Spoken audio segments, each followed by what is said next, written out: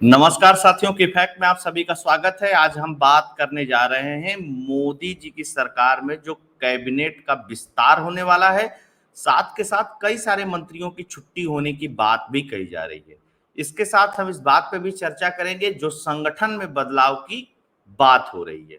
यूं तो आप लोगों को बहुत सारे माध्यमों से खबर मिल गई होगी कि मोदी जी की सरकार में कोई कह रहा है 10 मंत्री जाने वाले हैं, कोई कह रहा है 5 मंत्री जाने वाले हैं, कोई कह रहा है 15 मंत्री जाने वाले हैं, छुट्टी हो जाएगी, परफॉर्मेंस के आधार पे हो जाएगी, बहुत सारी बातें।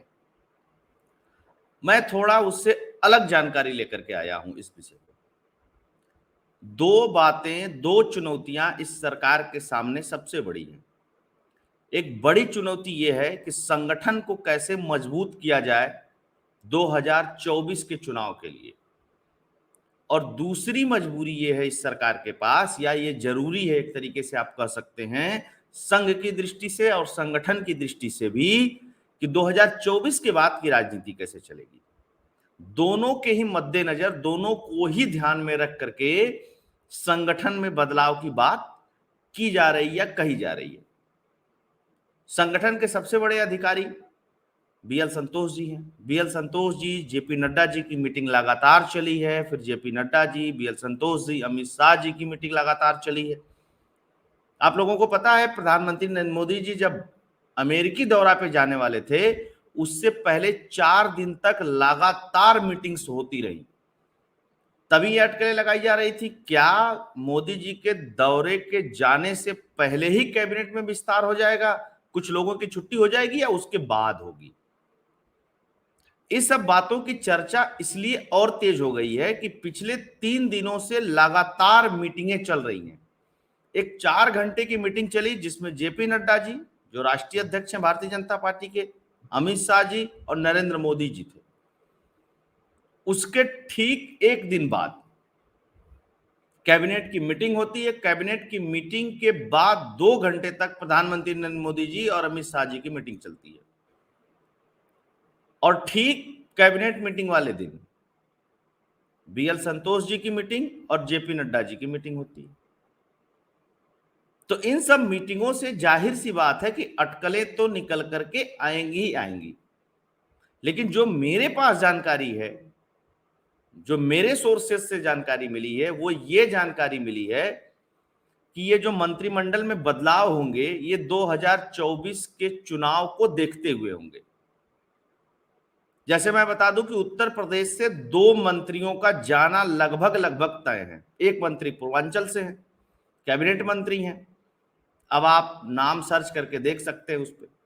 साथ के साथ 4 मंत्री बनाए जा सकते हैं उत्तर प्रदेश से, यह अभी ऑलमोस्ट तय हो चुका है।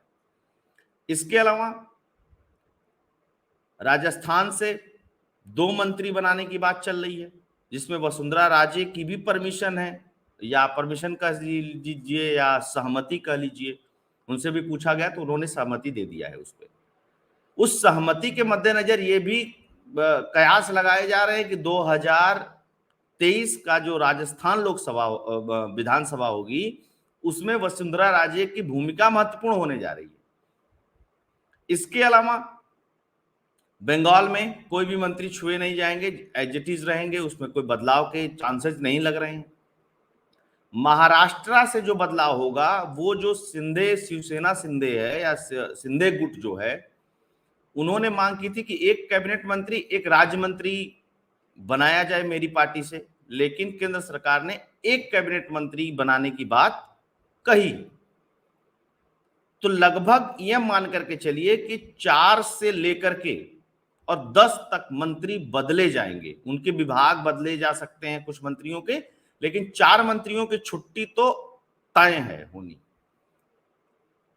अब उनको कहां लगाया जाएगा, कहां नहीं लगाया जाएगा, इस पे जो चर्चा है वो बीएल संतोष जी और जेपी नड्डा जी के बीच में हो चुकी है। तो उसमें से कुछ लोगों को ऐसा हो सकता है कि प्रदेश राष्ट्रीय उपाध्यक्ष बनाया जाए, या उसमें से किसी किसी को महासचिव बनाया जाए। संगठन के दृष्टि से भारतीय जनता पार्टी लगभग लगभग 12 से 15 नए पदाधिकारियों की नियुक्ति करेगी, जिसमें राष्ट्रीय उपाध्यक्ष होंगे, इसके अलावा महासचिव होंगे, इसके अलावा संयुक्त महासचिव होंगे, इसके अलावा सचिव होंगे। जो भारतीय जनता पार्टी का स्ट्रक्चर है उसके अकॉर्डिंग इसके अलावा प्रदेश अध्यक्ष भी कुछ बदले जा सकते हैं। साथ के साथ एक चीज पे और मोहर लगी है कि 2024 के बाद की राजनीति को देखते हुए संगठन, संघ और सरकार तीनों के बीच में एक समन्वय समिति बनाई जाए, क्योंकि संघ और संगठन की दृष्टि से कुछ चीजें ठीक नहीं चल रही हैं भारतीय जनता पार्टी के अंदर। चाहे वो मध्य प्रदेश हो, चाहे वो राजस्थान हो, चाहे वो उत्तर प्रदेश हो, कई सारे प्रदेशों में ये मांग हो रही है कि अब राजनीति 2024 की तो निपट जाएगी जैसे तैसे, लेकिन 2024 के बाद की राजनीति की पिच अगर तैयार नहीं की जाएगी तो भारतीय जनता पार्टी कहीं ना कहीं उस पिच में कमजोर नजर आएगी। एक बात और उठती रहती है कि संगठन, संघ और सरकार के बीच में खींचातान चल रही है। देखिए, कोई भी इतना बड़ा संगठन होता है तो जाहिर सी बात है उसमें बहुत सारे लोगों की महत्वाकांक्षा होती है, बहुत सारे लोग पद चाहते हैं, बहुत सारे लोग ताकत चाहते हैं, तो बहुत सारे लोग बहुत सारे तरीके की बातें करेंगे। और जरूरी नहीं है कि भारतीय जनता पार्टी इतना बड़ा संगठन है और सरकार है 2-2 बार से केंद्र में और बहुत सारे प्रदेशों में, तो सब नेता के सब नेता से जमे ही बने, ये प्रैक्टिकल बात मैं बता रहा हूं। तो उसमें खींचातान चलेगी, थोड़ी बहुत होगी, लेकिन एक बात तय है कि जो टॉप लेवल के मंत्री हैं उन पे कोई भी संकट नजर नहीं आता है अभी तक। इसके अलावा 2024 के चुनाव को लेकर के जो एनडीए के कुनबे को बढ़ाए जाने की बात है उस पर भी चर्चा हुई है। चिराग पासवान को कैबिनेट मंत्री बनाने की बात हुई, उसमें एक सलाह और दी गई कि पारसनाथ पासवान को हटाया जाए, लेकिन फिर यह भी हुआ कि पारसनाथ पासवान को हटाया जाएगा तो जाकर के दूसरे खेमे में खड़े हो जाएंगे, अननेसेसरी विवाद पैदा होगा, तो अभी उनको न छेड़ा जाए। मतलब एनडीए के जो भी सहयोगी हैं उनमें कोई समस्या नहीं है। एनडीए के कुनबे को बढ़ाए जाने की बात है, अगर बढ़ाया जाता है तो उसमें से भी कुछ पार्टियों में मंत्री पद दिए जा सकते हैं और एनडीए का कुनबा बढ़ना ही बढ़ना है। एक और एक्सक्लूसिव खबर यह थी कि जयंत चौधरी की पार्टी से कहा गया था, जयंत चौधरी से कहा गया था कि आप भारतीय जनता पार्टी में अपने पार्टी का विलय कर लीजिए। जयंत चौधरी ने विलय करने से मना कर दिया, लेकिन एक बात तय है कि जयंत चौधरी एनडीए में आ सकते हैं, 99% तय है। अब बातचीत कहां अटकी है देखने वाली बात है। 2 सीट मांगते हैं, 3 सीट मांगते हैं, 4 सीट मांगते हैं, निगोशिएशन पॉइंट क्या होता है, ये सब जब और बातें पक्की हो जाएंगी तब उसके बाद इस पर डिस्कशन करेंगे हम लोग। तो भारतीय जनता पार्टी का एनडीए का कुनबा बढ़ना तय है, मंत्रियों की छुट्टी तय है, नए मंत्री बनाए जा सकते हैं और जो नए मंत्री बनाए जाएंगे वो राज्यों के चुनाव और 2024 के चुनाव को देखते हुए बनाए जाएंगे, न कि बहुत ज्यादा परफॉर्मेंस के ऊपर कोई बहुत बड़ी बात है। दूसरी बात, संगठन को लेकर के जो बदलाव होंगे वो बदलाव होंगे परफॉर्मेंस बेस। सरकार में बदलाव परफॉर्मेंस बेस नहीं, चुनावों को ध्यान में रख करके होगा, लेकिन संगठन में बदलाव जो होगा वो परफॉर्मेंस के आधार पर बदलाव होगा। क्योंकि अभी कई सारे चुनावों से भारतीय जनता पार्टी में देखा जा रहा था कि चुनाव किसी प्रदेश में भाजपा हार जाती थी तो उस चुनाव की जो जिम्मेदारी होती थी, जिस संगठन के पास होता था, जिस संगठन पदाधिकारियों के पास होता था, उनका कुछ नहीं होता था। बहुत ज्यादा से ज्यादा होता था तो प्रभारी वहां से रिकॉल कर लिए जाते थे, उनको कहीं दूसरी जगह भेज दिया जाता था, यही सब होता था। लेकिन अब उनसे पद भी लिया जाएगा कि आप परफॉर्म नहीं करते हैं तो आप पद छोड़िए।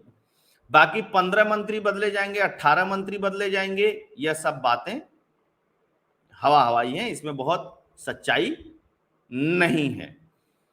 हाँ, एक चीज है कि उधर टीडीपी से बातचीत भारतीय जनता पार्टी की चल रही है, चिराग पासवान से भी चल रही है। चिराग पासवान को अगर लाया जाता है तो समस्या भारतीय जनता पार्टी के पास ये रहेगी कि उनको भी मंत्री बनाया जाएगा, तो कहां से एडजस्टमेंट होगा ये अपने आप में समझने वाली बात है, देखने वाली बात है कि क्या उसमें होता है। उत्तर प्रदेश है, जो मैंने बताया 2 मंत्रियों की छुट्टी तय है लगभग, एक लोगों का तो जाना ही जाना है, वो कैबिनेट मंत्री पूर्वांचल साइड से आते हैं, उनका जाना जाना तय है। एक और मंत्री हैं, उनका भी जाना 99% तय है। अगर मान लीजिए कि हो सकता है कि लास्ट मोमेंट पे कुछ चीजें बदल जाएं तो मैं उसको नहीं कह सकता, क्योंकि भारतीय जनता पार्टी में कैबिनेट के स्तर पे या सरकार के स्तर पे कोई निर्णय लिया जाए वो एग्जैक्ट बाहर चला आए, ये थोड़ा सा मुश्किल काम है। लेकिन नामों पे चर्चा हो चुकी है, नामों पे मुहर लग चुकी है। 3 जुलाई को कैबिनेट की मीटिंग है। ऐसी उम्मीद है कि या तो उस कैबिनेट के जस्ट बाद या उस कैबिनेट मीटिंग से जस्ट पहले यह बदलाव, ये चेंजेज आपको दिखाई दे सकते हैं। तो संघ, संगठन, ये सारी चीजें, इसके अलावा सरकार, इन सबको दुरुस्त किया जा रहा है, एनडीए का कुनबा बढ़ाया जा रहा है और 2024 की जो तैयारी है उसके लिए टीमें बनाई जा रही हैं, संगठन के स्तर पे भी, संघ के स्तर पे भी और सरकार के स्तर पे भी।